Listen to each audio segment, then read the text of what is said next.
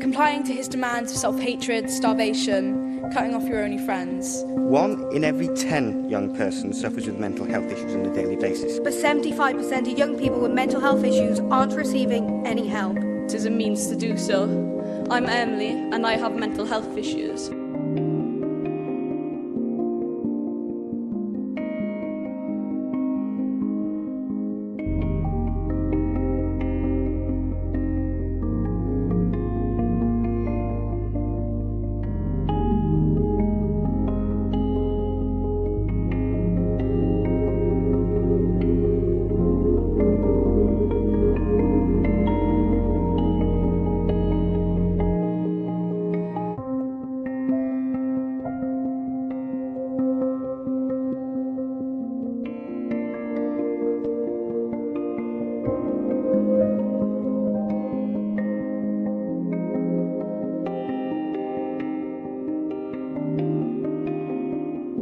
I urge you all to think of a time when you were in a bad place, never thought you'd feel better again, and consider how the incredible difference we can make to mental health and well-being for youth in Wales would really have helped you.